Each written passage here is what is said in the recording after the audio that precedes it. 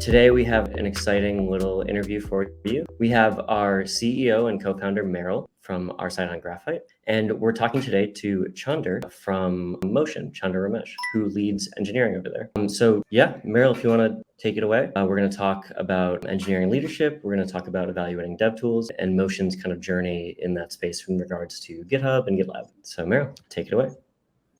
Perfect. Thanks so much, Kenny. And Jenna, thanks so much for joining us for this interview this afternoon. Really excited to kind of share more of your story and journey through kind of evolving dev productivity at Motion. We've worked together for the past couple of years. As you guys came onto Graphite, talked through kind of your transition from GitHub to GitLab and then back again. So really, lots of interesting things that I think you'll have to share about how you guys have kind of evolved your tooling and processes over that time. So thank you so much for being here. Yeah, happy to be here. We're very, very happy customers of Graphite. So yeah, really, really happy to be here and looking forward to the conversation. Fantastic. So maybe before we dive in, do you want to talk a little bit about your background as an engineer, kind of going from Twitter through to Motion today? Yeah, absolutely. I can hit the highlight reel. So yeah, I started off as an IC at Twitter. I worked there for a little over 4 years. This was well pre-Elon, 2014 to 2018 and a half, I'll say. Back in the Jack era. Yeah, back in the Jack era, back in the Dick Costello era, and then Jack took over. So yeah, I actually interned there twice in college. So it feels like I've been there since like 2012 almost. But yeah, I joined full-time 2014. Really, it's where I learned a lot of my best engineering practices. I walked up the IC ladder, had a great time. I worked on the Android side, I worked on the backend side, kind of full stack-ish. And I always had this inkling to go to a smaller company. So I joined a hardware scooter company right afterwards. The hardware space is very hard. That's what I learned. I loved the startup experience. I loved all my coworkers, but hardware is exceedingly difficult. So I worked there for about a year and then I got married. My wife was like, hey, maybe we need a paycheck. That's a very reasonable request. So I went to Stripe. I had heard a lot of amazing things about Stripe's culture, and I really wanted to learn what that was about. I wasn't so much fascinated with payments, but just everyone raves about Stripe. And I can say it definitely lives up to the hype. I had an amazing time. Spent a little under 2 years there, but I learned as much as I could about the culture. But it was just very clear to me, I just really wanted to join a startup again. And so I knew the Motion co-founders from college. They had been calling me ever since I joined Stripe, and that's what led me to Motion. Yeah, it was a great opportunity. I was excited to build an org based on everything I had learned from all my other companies and all my stops, and just build a really world-class engineering org. Fantastic. And it's great that you kind of had the chance to see what are regarded as two of some of the top companies in terms of like developer tooling internally and in terms of engineering culture. What were some of your, I guess, from either Twitter or Stripe, what are some of your favorite pieces of tooling or processes maybe that you kind of brought with you now leading engineering at Motion?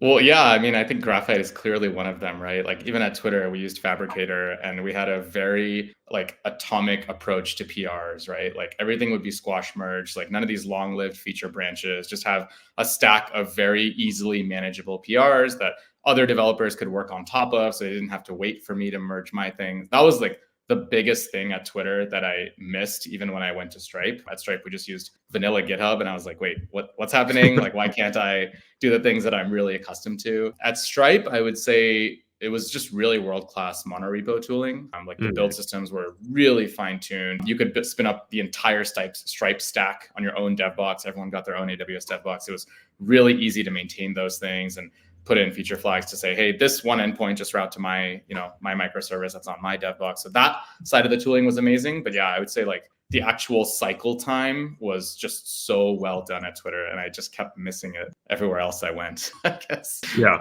No, that's something that we hear a decent amount from folks that were kind of exposed to the stacking workflow or at a company that used Fabricator at some point in the past. I guess now with leading Eng at Motion, zooming out a little bit, can you tell us a little bit more about for folks that don't know, tell us a bit about Motion and like what you guys are working on? Yeah, absolutely. So there's this, now that we're all in a remote environment-ish sort of COVID era, post-COVID, I think there's like this notion that like the Google Calendar sort of maintains all the meetings that you have to do, and then Asana or Jira or Monday has all the actual work you have to do, and neither party kind of talks to the other party. So no one can actually tell you like, can you get these tasks done on time? And Motion's reason for being is basically solving that at an individual level and then rolling that up to a team level, right? Ultimately, like, will this project actually get done on time. And we are now Hmm. finally at a stage where if you create the project properly with all the blockers, we can tell you from the day you created it, oh, this won't get done on time. Like it's literally not possible. And that is super invaluable, right? Because now engineers aren't being pressured to say,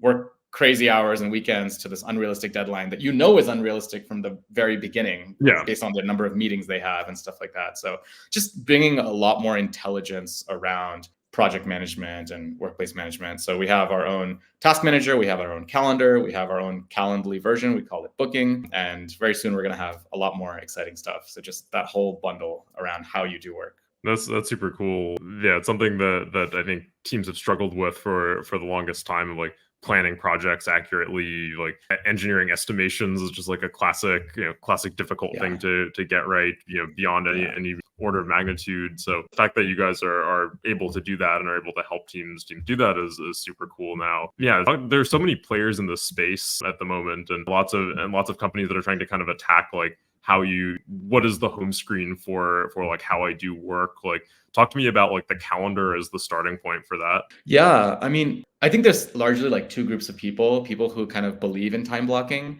and people who say they don't believe in time blocking. I think it's very hard, especially for engineers, to know, like if you're a senior engineer, you're probably involved in like 3 or 4 projects. There's all these things going around. And when someone asks you, hey, can you get this done? How do I immediately go through all my 20 tasks and say like, yes, I can, or no, I can't? It's just not possible. And so it was very logical for us to have the calendar as a starting point. It's like the ultimate reflection of reality, both from like what you need to get done and what did get done, right? Like we show your completed tasks on your calendar and you can sort of reflect on it. And then that way you can go back and say, where did I spend my time, right? Like if you're very busy, like, are there things I can cut out? Are there things I can delegate? Is this an opportunity that I can teach a junior engineer to grow into and take this responsibility off my hands? So yeah, for us, it was just sort of like a very normal thing. And of course, you do have to meet the customers where they are. So for those people who are extremely hesitant to time block, we have alternative solutions, but we sort of walk them up the ladder of like, see, time blocking is not that scary, right? It's a way for you to preserve your own freedom, not just for us to, micromanage every minute of your day. It's literally giving you a tool to say no to certain things. It sounds so similar to like what we do with stacking, where it's like, hey, stacking isn't so scary. It's like actually this, once you get the hang of it, it's actually this workflow that gives you so much time back and is worth like getting over that initial hump. Yeah, I think that's right. I mean, I think in some ways, everyone has their own workflow and they're very hesitant to change it, understandably, because it's high risk, right? Like, hey, I'm so productive. I spent all these years learning Git flow or what have you. Like, why do I need to change to stacking? Or do I need to change to time blocking? And it's just like, I just promise you the payoff is so worth it. Just try it for 3 months. You won't be able to get out of that local max. Like Exactly. Yeah. Awesome. So talk to me a little bit about the team at Motion now. Like how many engineers are you guys? How's that grown over the past few years? Man, I should know this, but I just feel like we keep hiring and whatever number I say, I'm always off. That's wrong tomorrow. Yeah, it's literally wrong tomorrow. I think we just had someone start today. So I think we're right at 40 people right now, of which 26 or 27 is in engineering. So mostly eng driven. Yeah. I think when I joined 2.5 years ago, it was like 8 people in engineering, or maybe 7, and I was number 8, and the company was like 10 or something. So it's just crazy. Every time we hire someone, I'm always like, no more hires. Like the company's getting too big, and inevitably we keep hiring more. So those are the prices we pay for. It's a good problem to have. Yeah, and I guess as you've gone through that rapid growth, like what are some of the challenges that you've run into, both from a management and from a tooling perspective? Yeah, well, from the management side, I mean, my personal journey was tough because like when you join a team of 8, you can say you lead the engineering team, but you're just an IC at the end of the day. Like we need every single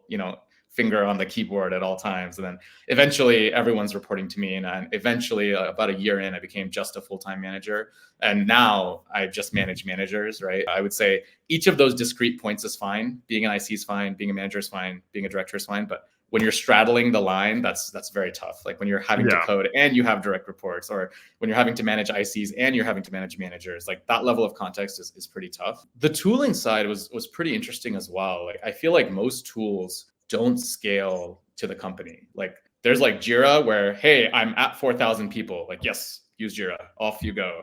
Or like, I'm at 3 people. Like, okay, great. Use sticky notes. I don't care. Like you're fine. You're at 3 people. But like, it's very hard to find tools that scale with the company. And so we've gone through this typical kind of like vendor churn process where we start with a tool and it worked great. And then it doesn't work. And I don't want to name any names, but I think this is a very common problem in software where people build for the problem that they experience. It's very hard to find product people who can understand the full chain of how the company evolves and stick with it. And I think that's part of one of the things that's kind of impressive about Graphite. Like, we've used some version of stacking and Graphite, no matter how many people we've been at, like we started off with like 8, and then we used some version of stacking, and then we've kept it going, and it just gets better. So when something works, just double down on it. I think we've very much had to go through that and try to kind of like climb that value chain. And I think it's just fortunate that our process of doing that has been like very well aligned with your growth of like when you guys were small, we were small, and we were tackling like IC challenges.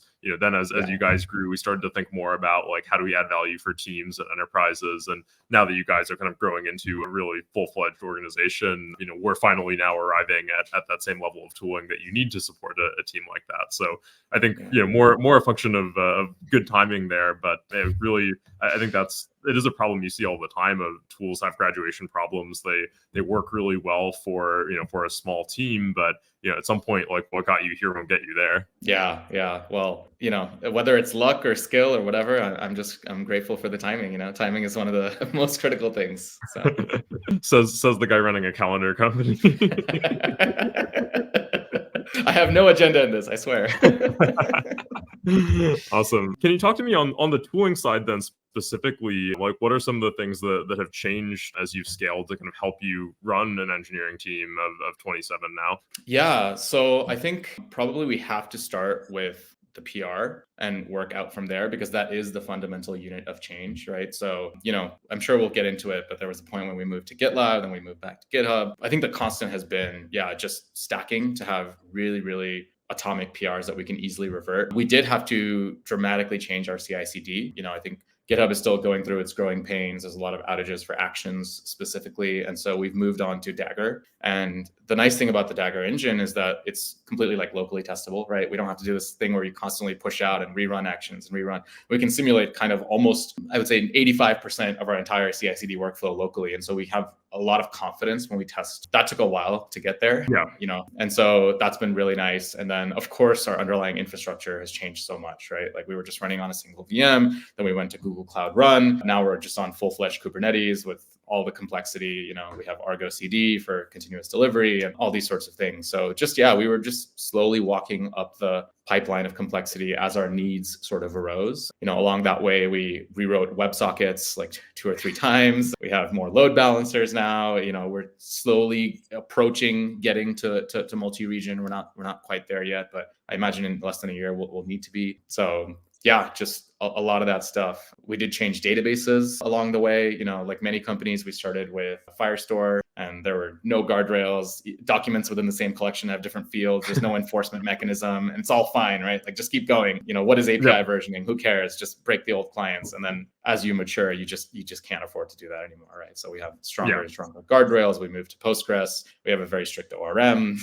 There's just things in place. So those are kind of the general kind of problems, that we walked. Like many startups also, we started off on JavaScript and then moved to TypeScript. And so, a lot more ESLint rules have been added along the way. Yeah. What are some of the interesting technical challenges associated with building like a calendar app in particular? Yeah, I think, there's a lot of these. It's really easy in software in general to get to like 80%. Like you'd be amazed at like over a weekend, you can like approximate motion, right? There's these like free calendar connector tools and everything's fine. But when you obfuscate at that level, a lot of the complexity comes in the fact that you're dealing with third-party APIs, which have varying degrees of documentation. Particularly connecting to Apple Calendar is not super trivial, I would say.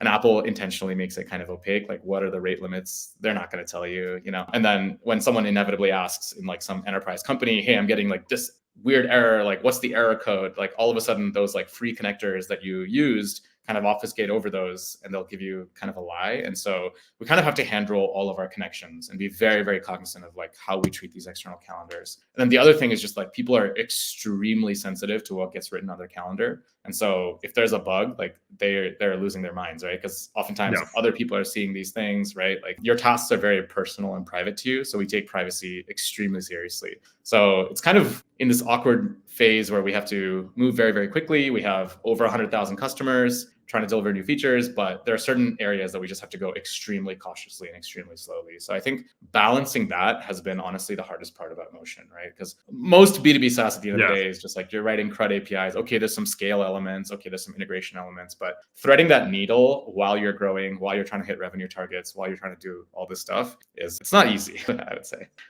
Yeah, no, I a lot of what you're saying resonates with what we've gone through at Graphite as well. Like, I think in the same way that a calendar event is sort of is something that requires like a lot of trust to deal with and is very externally facing. Same thing with a pull request, or very much like a unit that that engineers want to make sure is accurate and is reflecting their work accurately to the rest of their organization. And if we screw up like a description or Git history or something, obviously that has huge ramifications potentially. So definitely something where we've had to be like very slow and intentional in some areas of the code base, especially to make sure that that we're minimizing the possibility for something like that. And not to say that it hasn't happened sometimes. We definitely had our fair share of bugs or things that cases where we've messed something like that up, but very much something that we focus on a lot, and I think has improved dramatically over the history of Graphite. Yeah, I think that's right. I mean, in a sense, we're both kind of dealing with really the fundamental unit of work, right? For a lot of these knowledge workers, these calendar events, these meetings are how work gets done, and for engineers, it is the pull request. And so it's a privilege that customers are relying on us so much, and it's a trust that we just cannot betray. And at the same time, it's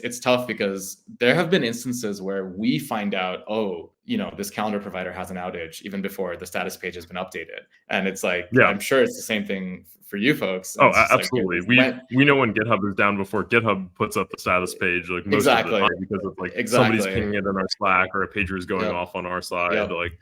So it's like the messaging around that, the massaging, the edge cases, like these are the things that where you need to tell customers without, seeming overly blameful, but like, hey, this is not our fault. We're trying our best. We're doing these workarounds. And so, it's interesting. Yeah, definitely. We could go on a whole tangent on kind of building on top of other platforms, I'm sure. But I'm really curious to hear more. You mentioned a little bit your transition from GitHub to GitLab and back. Tell me a little bit about like how did that go? What was the impetus for switching to GitLab, and then what eventually brought you guys back to GitHub? Yeah, so none of this I say is confidential. I wrote a whole blog post detailing my experience on Medium. Ultimately, the TLDR is I just really got fed up with how many outages GitHub had, and it's like I said before, right? Like this is the fundamental unit of work. Like there were times when we had an emergency, and we were doing crazy things on customers' behalf, and we had to put out a hotfix deploy, and like we literally couldn't because GitHub Actions is down, we can't deploy, and now we have to like try and deploy locally, and like no one's done that in 7 months, and like this is just one of those things like we're not supposed to deploy locally. Like we made sure only Actions could do it out of security reasons and making sure people don't fat finger things, right? And so now we're trying to like frantically do this, and 3 or 4 of such incidents happened, and it just goes to show that like when you're so critical in the tool chain, the number one feature is just availability. Like, I don't care about the bells and whistles. I don't care about Copilot. Can you just stay online? Can I please just deploy whenever I want to? How about that? Like, I don't need this like 80% like wrong code completion, like for an extra $20 a month. Like, it's just like, can you just stay up? So at this point, we were still small enough. I think we were like 15 engineers. And so we only had, I think, like 20 or so CI jobs. And so I just made a call. I was just so frustrated one weekend. This is like the 3rd time this happened. And so over the weekend, I just moved, I would say like 40% of our jobs like over to GitLab. And I was just like, screw it, we're done. Like, I don't care. Like, I'm willing to pay twice the price if you're just like up online the whole time, right? Yeah. And for what it's worth, there was a lot of ways in which GitLab is worse than GitHub. Uptime is not one of them. They were up the entire time. There were no outages the whole 1.5-ish that we were on GitLab. It was great. And, there was some whiplash for some of my reports. Like, wait, now we're on GitLab. What? Like, but like, these are the kind of calls you can make when you're really, really small, right? Like, it's just like, we're not waiting for this. We're not kicking off like, QBR process and having some OKRs. Like, we're moving, we're done. And, I think at this point, Graphite was open source. And so it was kind of taking away the candy from the kid. Once you've already had a taste, it's much harder to say no. So we moved to GitLab because I just needed uptime. And then everyone was like, hey, like how now we can't stack anymore. What's up? And we're like, okay, I guess stacking is pretty essential. So we kind of cobbled together our own version based on Graphite. Obviously, the UI wasn't as great. Yeah. The UI wasn't as great. It was just like the bare minimum needed to kind of stack. And we didn't have, honestly, like those parts were fine. I think the biggest deal breaker was just like we didn't have merge queue. And I just like, how can you survive without merge queue? Every major company I've worked at has a merge queue. It's like such a game changer. Right? And even smaller things like the Insights tab and stuff like that. But ultimately, what brought us back, honestly, back to GitHub was Graphite. Like I don't really miss anything about GitHub itself. Like, yeah, the UI is different. It'll take you some time to get used to it. And there's a lot of small paper cuts that GitLab has compared to GitHub, you know, like weird things where you have to refresh the page here and there and stuff like that. But like nothing was so crucial as just like seeing Graphite continue to evolve from that point that we forked it off. And it's just now so much better than where it was, right? I think particularly for me, it's just so obvious that cycle time is like such an important metric, right? And being able to have those insights is like a total game changer. Otherwise, I have to set up my own like 3-week project to kind of approximate like a bad version of cycle time, whereas I'm just like getting this for free. So or not free, paying for Graphite, but you understand what I'm saying. Yeah.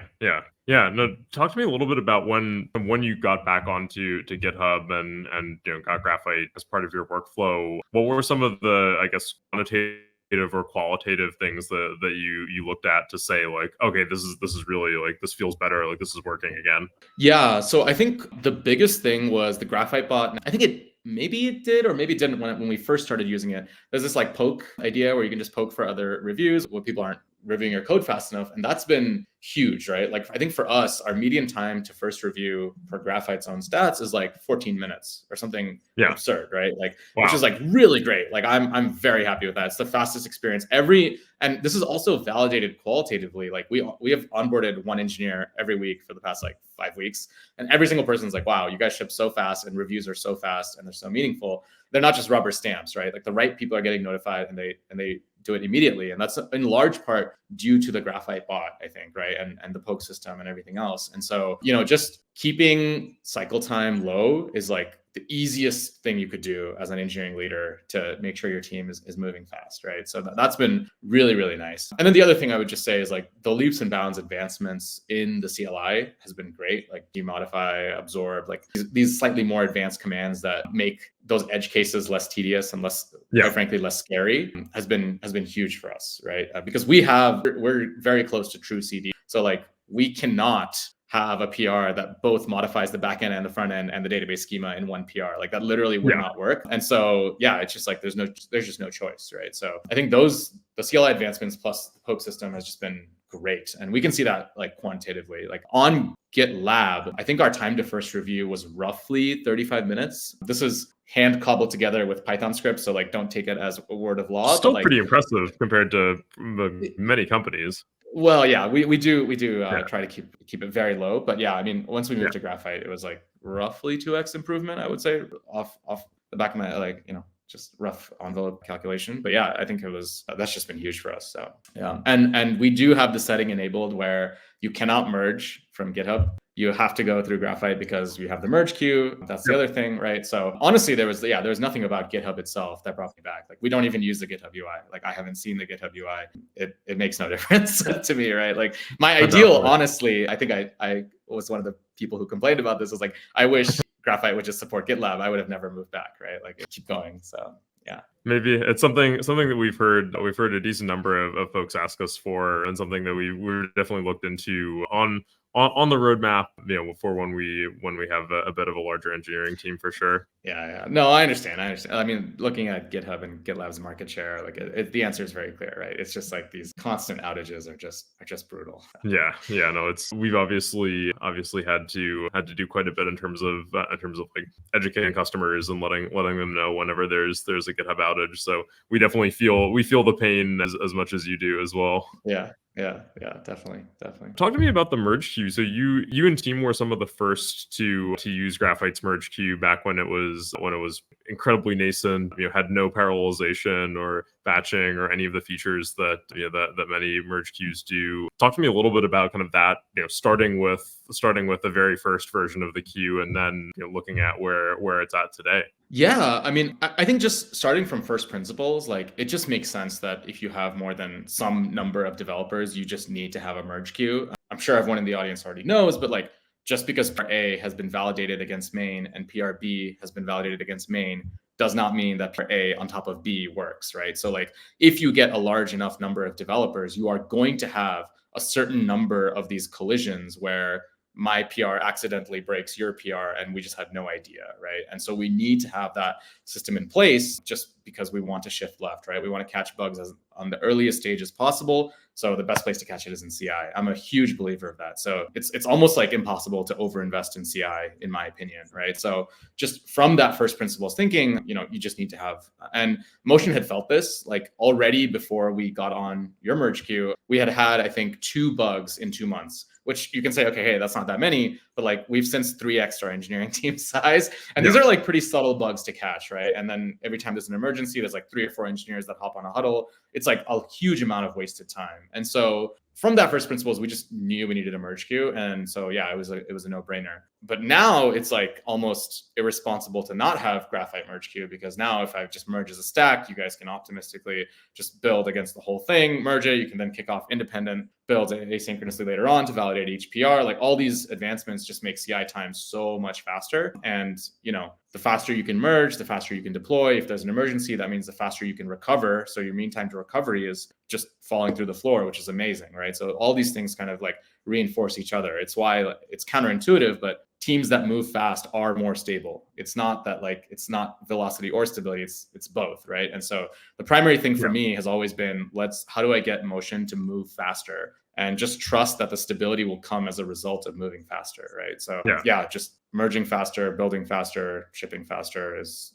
just massive with merge queue. I think specifically now, like, it's like our average time to merge is like, from PR creation to merge is like 45 minutes, which is that's massive, right? Like, and that's like assuming there's a stack of 4 or 5, like you're good. Just merge as a stack and you're off to the races. So I think that's you're touching on something that we've really thought a lot about, and that we are thinking a lot about in everything that we're shipping, especially over the past year and a half, is that having all the pieces of Graphite talk to each other and augment each other. And as teams grow bigger and you need more infrastructure like merge queues, like you need that to then be able to speak to that, to be optimized for the workflows that you're using from on all the other parts of the engineering process. So if you're stacking, having a queue that's aware of PRs that are related to each other in the stack and can optimistically run CI on the stack in terms of how you're releasing them. Like all these pieces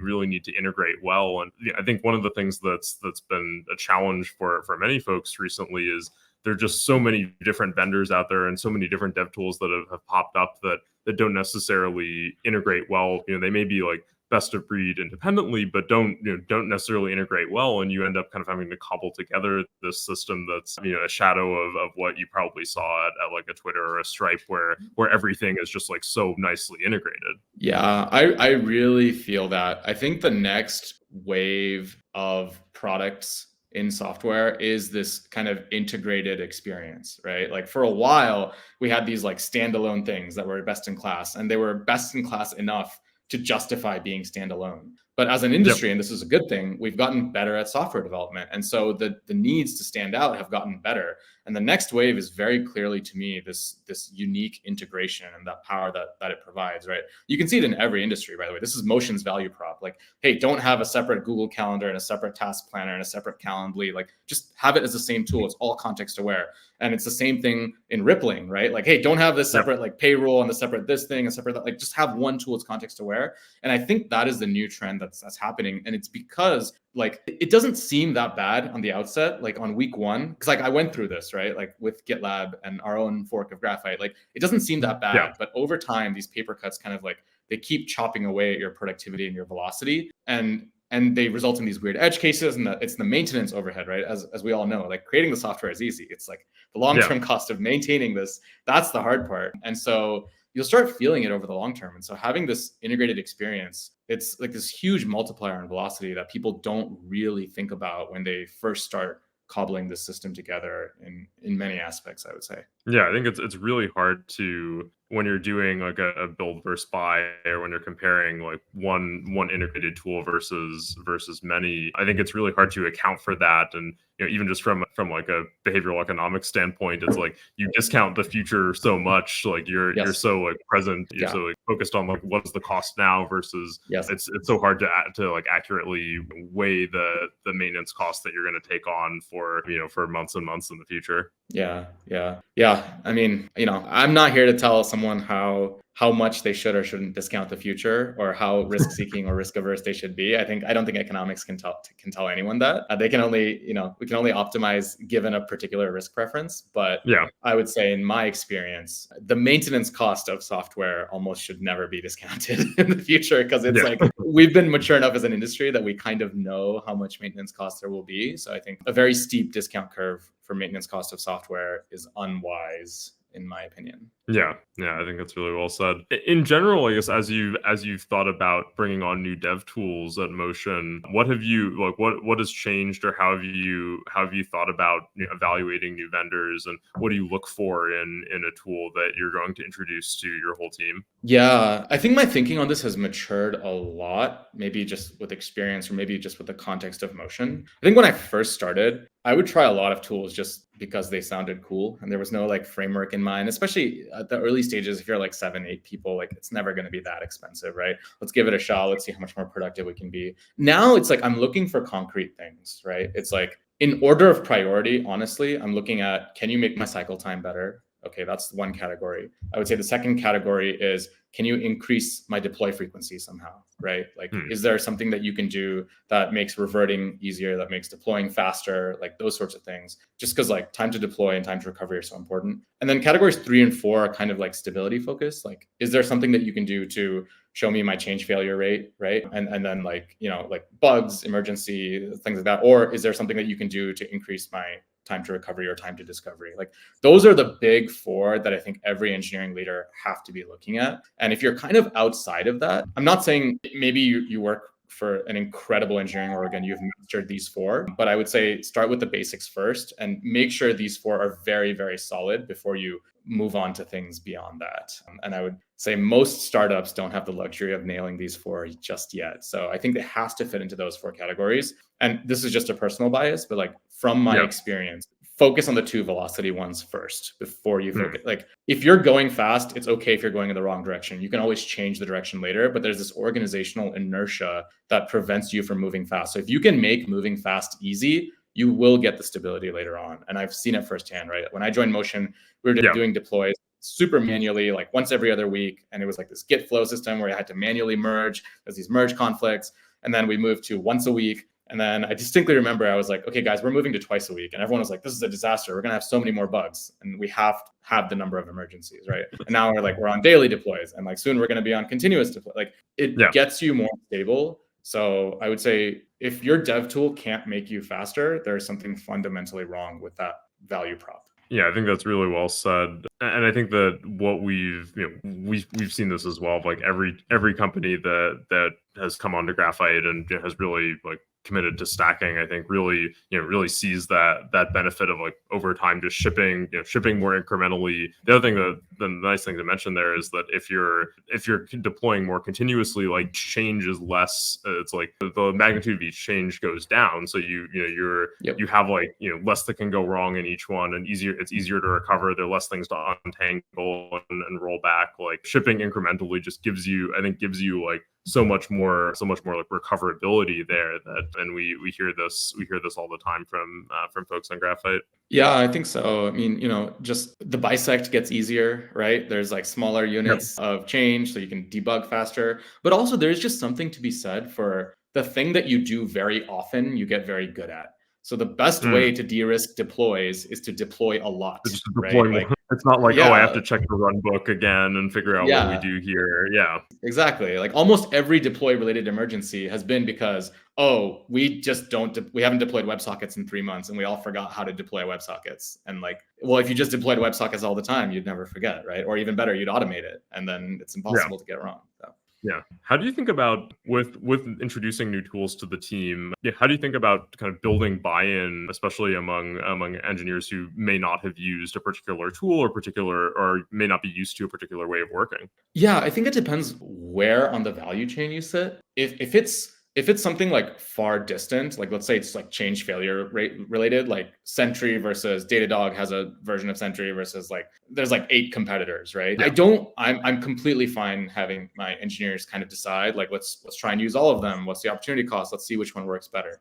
If there's something that's like very fundamental as an engineering leader, you should have done enough IC work that you have a strong opinion about this, right? And so, I know it's not in vogue to kind of lead with the hammer, but like I decided very early on there's no choice. Like we will be stacking PRs, like period, point blank. This is I've seen it, I've seen the light, and I'm not going back to the dark world. And so we just kept that very core. Like we had a 2-hour session with everyone, every engineer. We walked through scenarios, and then basically every time anyone would make a PR that was too big, I would just literally comment, please break this up. I'm not approving until you break this up. And this was easy for me because I joined when we were so small. I reviewed every single PR, right? And then every single person that onboards onto Motion, I personally show them how to use Graphite until it becomes like a self-perpetuating culture. And if the value prop this is the other test. If the value prop is real, I don't need to be there in the room anymore. Now engineers will say, hey, this PR is too big. And like, why? Because they don't want to review a massive PR, right? That's a very easy test to see if your instincts are right. Like,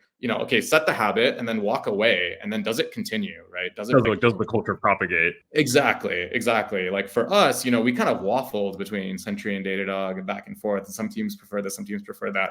To me, that shows like these kind of products are the same. Like, I don't think there is a strong reason to use one or the other for our particular use case, right? Like they're both probably fine. Whereas no one has gone back to like not stacking PRs. So yeah, I would say, I guess to answer your question more directly, if you have strong conviction, just don't be afraid to use that conviction. You're in this position for a reason. But if you're not, like be open to being wrong. Like see what happens when you walk away from the room. Yeah, I think finding the right. I like that test of like. I think forget the quote, but there's something about like culture is what happens when you're not in the room, and I think that's very much what you're observing here. I'm curious, have you done anything to kind of codify that culture, to build it into how you review PRs, or build it into the workflow, or is it just still something that just lives in the engineering team? So yeah, we have codified it on several levels. So one, I'm a big fan of culture docs. I like written culture docs. They kind of outlive us all, and our memories are notoriously unreliable, and spoken word traditions have their upsides, but they also have their downsides. And the half-life at startups can be quite short. So we just have guides on what we view as good PRs. We have many requirements, like some SOC 2 requirements, means that we need to have some tickets, we need to have some documentation around this. We also just have like the way we prefer to operate is like the onus of testing the PR is on you as the author, not the reviewer, right? And so like I want proof that you review. Like if you're doing a front end change, put the screenshot in there, before and after, show me a video, show that you've tested these edge cases, right? And part of that doc also stipulates, please break up your PR in the following manner, right? Like usually if you're doing a database schema change, in most situations, there shouldn't be anything else besides that schema change, right? Like, from the database model, everything else kind of flows naturally. And so we just have forced sticking points where we expect certain things to not be accompanied by other changes. And I actually CI enforces that for us as well. So yeah, I mean, I think besides like onboarding and then just like the general Notion docs, like the culture is just self-perpetuating, right? Like once it's in CI, no one can really violate that. Yeah. That you say you put it into CI, it's something that we've seen over and over again, is like at a certain point, some of these things around like PR size or what changes can go together end up just becoming like so important that the teams will build custom GitHub actions to check for it. And, I mean, that's part of why we built automations, was to just try to make it like really easy to go in and kind of define some of these rules and add something like, if you want to, if something if the PR is a database schema change, like, comment the migration instructions with it, or if a PR is too big, you just have the bot add a comment and, maybe a funny GIF telling you to break it up, like little things like that, where, if we can save somebody like an hour or 30 minutes, configuring a GitHub action in CI, something that we think could be kind of helpful for them. Yeah, 100%. Yeah, we do the same thing for like certain packages shouldn't be modified together, right? Like I better not see a database change and a front end change at the same time. I do want what has happened here? Yeah, exactly. I do want to set some sort of more intelligent like max PR size change, right? Because we've all been there when we just like refactor something and the IDE generates like a 50,000 line PR for you, but all you did was like change a method name that's used everywhere. So I do want to get there. I don't think we're there yet, but yeah. Yeah, maybe that's kind of a good segue into talking a bit about something that might help us with that type of thing in the future, which is everyone's favorite topic, generative AI. You guys are an AI company. Do you use a lot of AI tooling internally as well for development? And if so, like what have been some of the tools you've liked the most? Yeah, I've been very bullish on AI tooling to remove a lot of the busy work. Like that's kind of our ethos. Like nobody should ever be doing busy work. And if something can be blindly automated, then just like try to find a way that AI can do it. So we started off with, I think, Copilot, like most people. We don't take a stance on which of these tools you should use, or if you want to use multiple, that's fine too. Motion is happy to expense it. I don't care whether you write it or the AI writes it. That's completely fine by me. All that I care about is that the feature was done and it's done well. I think early on, especially like a year and a half ago, really AI was only good for like kind of test coverage, right? We have test coverage requirements for certain areas and it would generate these unit tests and that was fine. I think Cursor really changed the game. Like personally, I know like 3 devs at Motion use Cursor and a bunch of other people use Copilot. For me, I made the switch and I haven't looked back. Cursor has just been so good. The only thing that's making me kind of reconsider that is like O1 has been pretty good. Like I recently made like a Linux desktop app just for fun because I'd never done it before. I'd never done graphics before. And just talking to O1, I got it up and running in like, 4 hours, which is like pretty good. And it was like a pretty complex app. It was like a screen recording app, right? So it's not just like click buttons. It's like interface with system prompts. And so I can't wait for Cursor to pick those things up or Copilot or whatever. Like somebody needs to pick up the new O1 model. But yeah, it's quite good. I would say in general, it's kind of by itself, am I more productive? Maybe like 5 to 10% more. It's not yet there, but it's kind of a bet that in 6 months to a year, this is the way that everyone's going to be coding. And I would rather my engineers like learn it now, right? And get good with it and move faster, right? So. Yeah. Have you seen for the engineers that have adopted this into their workflows, like have you seen a clear difference in terms of like velocity and or code quality? I would say honestly, probably not yet. Maybe it's like a 10% bump. Like when you're writing those unit tests or whatever, you just bang it out. Yeah, maybe. But again, I think in some cases, like the context windows aren't that large yet. And we haven't gone so far as to like create our own model or anything like that. So it's okay for now for trivial stuff. Or sometimes there's like crazy things where you're integrating with a third-party API. The docs suck. And you just ask it like, hey, how do I do this? And it gives you the right answer somehow. And that saves you probably like 4 hours. But, amongst 25 engineers, are you going to notice that on like at my level? Probably not. I'm probably not going to notice like, oh, I bet this guy's using AI. Like I can't tell at that level yet. Yeah. How do you think that as that increases, like, have you thought about like what if anything you'll need to change kind of downstream of all these AI code generation tools? Yeah, honestly, it's almost like code security, right? Like we have Dependabot now. Like, how do I have AI bot to make sure you're not doing crazy things? Yeah, I haven't yet given it super great thought. It is something I'm worried about, but it's not something that I've yet had a solution for. And the other thing I would say is I think the price to develop a lot of trivial internal tools has gone down dramatically because the thing that AI is really good at is 0 to 1. What it's not good at still today is, hey, I'm just dropping you inside this 2 million line code base. Can you answer some complicated stuff about it? Like, no, AI is not yet there. But hey, we used Airplane Dev until they went under. It's like, hey, can you help me build a very simple version of Airplane? Yeah, absolutely. Yeah, I can do that for you in like 4 hours, no problem, right? So a lot of these internal tools that our support team, our growth team, our sales team, that they're kind of struggling with, we use AI a lot to automate their work. On the Eng side, not there yet, I would say.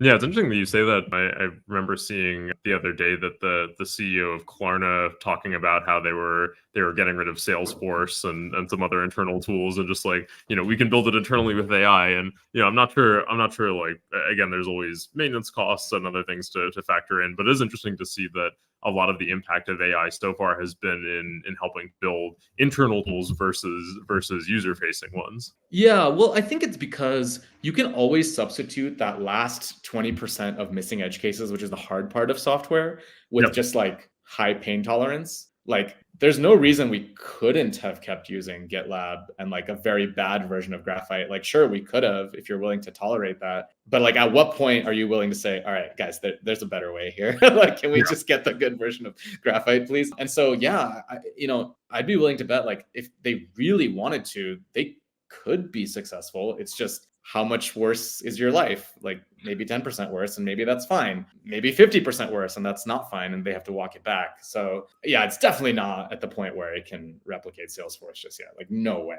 right? Like so, yeah. Yeah, that makes a lot of sense. Have you found any other areas where you found that AI, you've tried to do something with AI and it just hasn't been very helpful? Yeah, besides high context stuff, I would say a lot of stuff that involves just like a lot of pure math. It's maybe O1 is a little bit better at it, but historically GPT-4 was just not very good at all, right? Like if we have any sort of complicated algorithm and I have like some constraint functions and it's trying to figure it out, it just gives up, right? It either gets 3 out of 4 constraints, or I have to like remind it, or it hallucinates. Those are things that it's just not yet good at, like just pure computation. CPUs are still just clearly number one. And then I would say, yeah, I think those are the main two. Just high context, dropping in the middle of the code base, and computation. Personally, those are the two limitations that I've run into. Yeah, I think that I wrote a blog post on this recently that talked about some of the limitations around context windows and like understanding like not being able to just load in the entire code base and get history. But I think that with a couple more advancements in base model generations, I think that we could get to the point where these things become a lot more feasible for the models out there. Yeah, I don't doubt it. I mean, honestly, it's improving at a pretty astounding rate. So that's part of why I think it's good to start figuring out the things that AI is good at and bad at now, rather than try to figure it out a year from now when it is actually good enough. Yeah. How are you guys integrating it into like the Motion product? Yeah, that's a great question. So obviously our core to shuffle around your calendar is our own proprietary blend of AI and prompt generation and all this other stuff. So we do a lot of secret sauce there. I would say that's probably the core IP of Motion. And we roughly know that users are pretty happy with it, actually, which is pretty great. So, we're able to provide a meaningful default schedule to most people. Like, you don't have to wonder what is due tomorrow, what's due the week after. Is Motion forgetting something important? Like, you can just kind of trust that Motion will get the important stuff. The other thing is like around the peripheries, just like pure LLM stuff. Motion has its own Siri integration, so you can just speak to the Motion app and create a task, right? Or if someone just emails you, you don't have time to create a task, you just forward the email to Motion, we'll just create a task for you, right? Those are things where obviously, LLMs are just great at that. Yeah, synthesize the email and create a task for me. Something that maybe might be less obvious is like, oftentimes you have these like large projects that involve like 10 people. There's like 300 tasks here. And it's like a full-time project manager's job to like stay in touch. We are actually testing out project summaries. So you can click a button, have AI summarize everything that happened in all these tasks. Is it the project overdue? Is it on time? Like, what's the deal? So these are the kinds of things that Motion can support very soon, because we have knowledge of people's calendars that I think other people just could not ever support.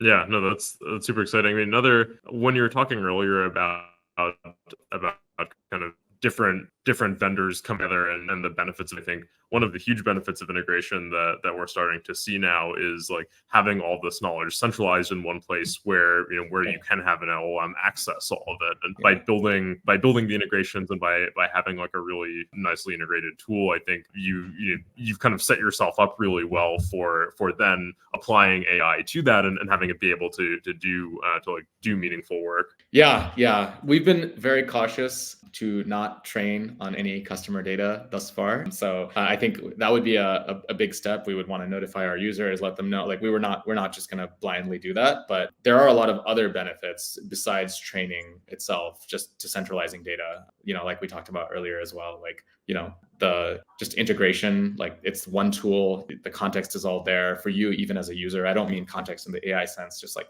the user space context is all there. So yeah, there's a lot of benefits for sure. It's funny how like some of these words like context and hallucination have now just become like overloaded in general conversation. Like I used to use them before the LLM era. Now it's like, are you talking about the LLM sense or the human sense? Yeah, exactly. I just don't think I'll ever be allowed to say context switching again. Like that term is not so. Yeah, I can't say I'm hallucinating. Yeah. Very cool. What are some of the things that you're like most excited, to the extent that you can share? What are some things you're most excited about that you guys are building right now? Yeah, so we just launched this feature called Flows, which I think is something that literally no other project planner has in the world, which is basically like every company has these like standard operating procedures, whether it's a run book or like, something, right? You have to do these like 14 tasks in order, make sure to do them in order and make sure that, this other person does step 7, but then you do steps 8 through 14. And if you mess up, the whole world crashes. And the nice thing about Motion is that like you just don't have to know these standard operating procedures anymore. Like we have this thing called flows where it's basically just like this template with blockers that can be assigned to other people as well. And so you instantiate this template. Let's call it a deploy flow, right? And you say, okay, who's the deployer? Who's like the on-call engineer? You just pick these people. It'll dynamically assign the tasks to them at that point, and you don't have to worry about it. Like Motion will set the start dates, the due dates, the dependencies, everything. So until step 7 is done, if I'm supposed to do step 8, it won't even notify me. And then it'll tell me, oh, step 8's ready to go. Here you go. Here it is on your task. And the nice thing about this is that the onboarding time for people just gets dramatically smaller, right? You don't have to know this full picture, this full context. And you can always learn that, right? And you want to optimize your flow later on. Sure, hey, month 2 or 3, you've done several dozen deploys. You say, hey, I actually want to change the process, no problem. But day 1, I don't have to teach you these things, right? And so that concept of flows, and it'll schedule in between meetings and all these things, is something that's pretty unique to Motion. And there's some pretty amazing advancements to flows coming pretty soon. So we're just continuing to bet in this concept of flows and advancing it further and further. Yeah, it's like you guys are kind of orchestrating like the human workday in some sense. That's right. And it won't just be humans that we're orchestrating eventually, right? So that's where all of this is going to be headed. Yeah. Yeah, no, that's so cool. I think there's something similar that we get pretty excited about around thinking about like guiding in the same way that you can guide like a task through to completion and like work across different days and different people.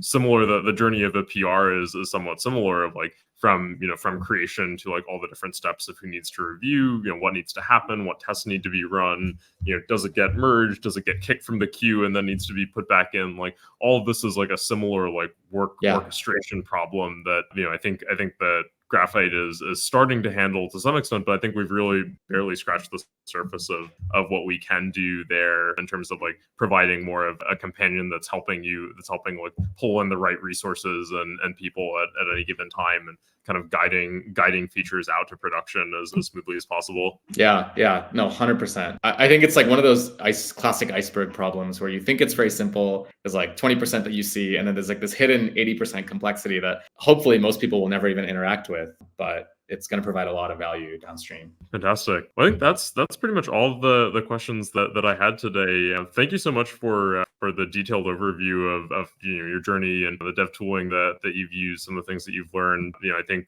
you guys have like a really strong engineering culture, and have a incredibly advanced like perspective on tooling and approach to it. So it's always great to hear folks like you talk about and share what you've put together. Yeah, well, hey, thank you for the kind words, and it was a wonderful conversation. I really enjoyed my time. Perfect. Thanks so much, Chander. Take it easy. See ya.